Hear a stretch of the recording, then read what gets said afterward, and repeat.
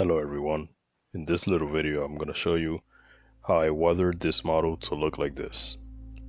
With very few simple steps, you can make any model look cool and beat up. For demonstration, we're going to use a technique called pin washing. After you paint your model, you want to first give it a coat of gloss varnish.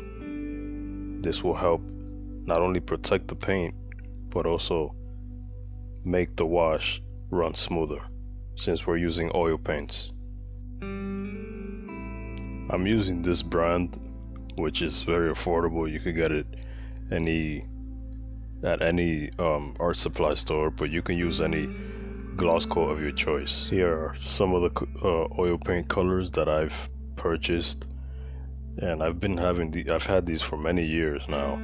They last a long time, and these are Winston and Newton, but you could get cheaper ones.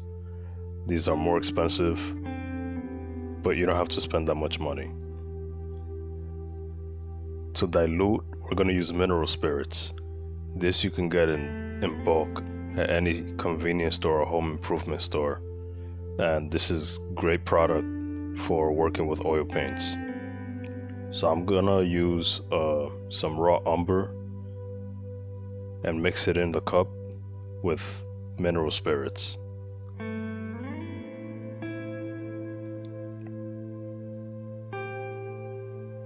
Don't be shy in applying this liquid, because oil paints is very thick, and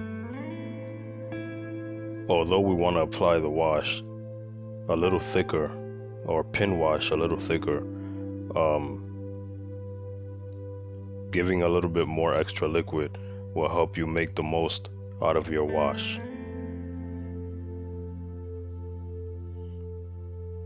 So this is what pin washing looks like.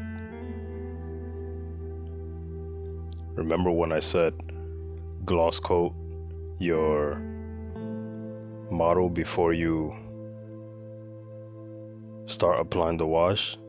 The reason why gloss coat is better is because it reacts properly with the oil paints, and it allows it to create this beautiful capillary action that you see here, where you just tap the brush on the model and the color just runs through all the lines and follows all the crevices and cracks and crannies.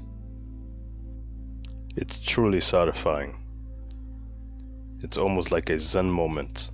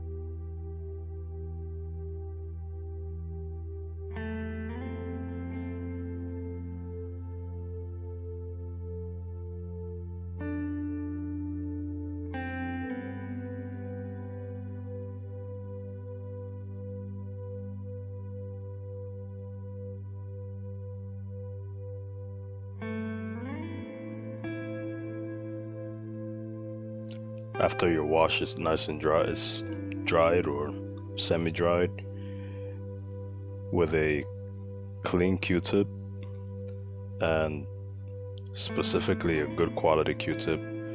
Don't attempt to use the ones from the dollar store, because they will flake out on you while you're doing this, and all those little threads will just stick on your model and it's a mess.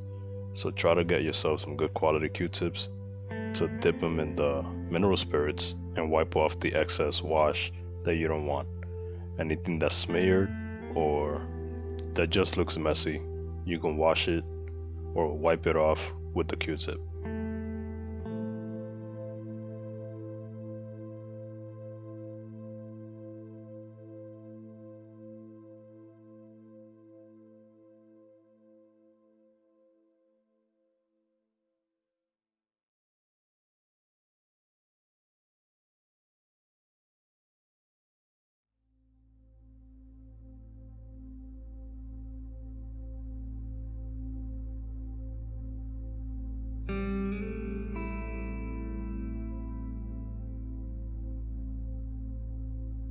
Now with a few selected colors from those oil paints, I'm going to apply some spots and try not to overdo this, because if you do, it would not look as good.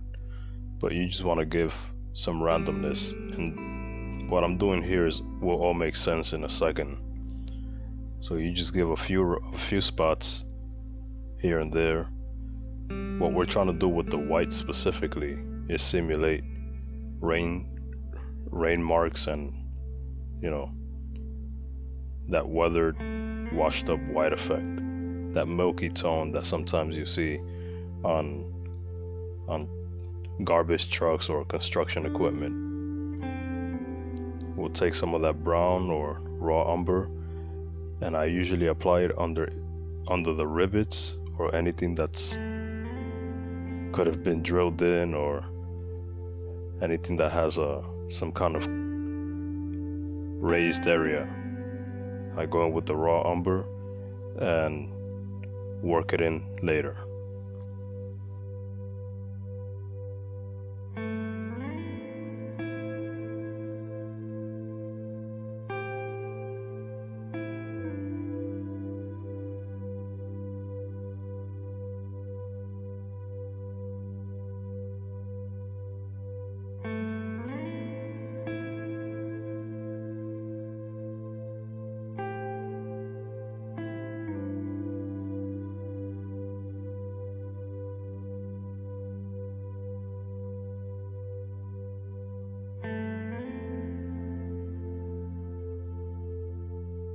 Now I will do the same as I did with the white with these other colors, yellow and green, but very small, not too much.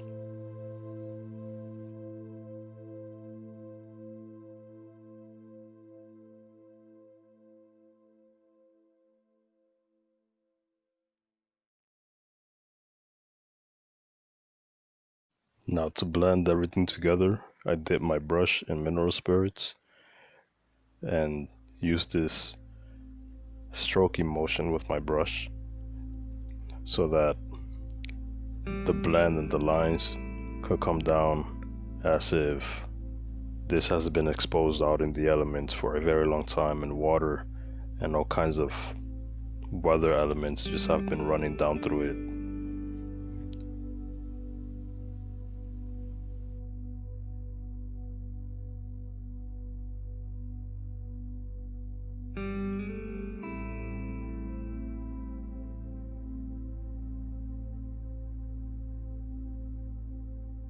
Now I selected this piece for demonstration from a salvage toy because to me it resembles a giant door or an entrance to a secret vault somewhere in a distant planet or a spaceship. And using this simple technique, I usually weather all my models and they come out great.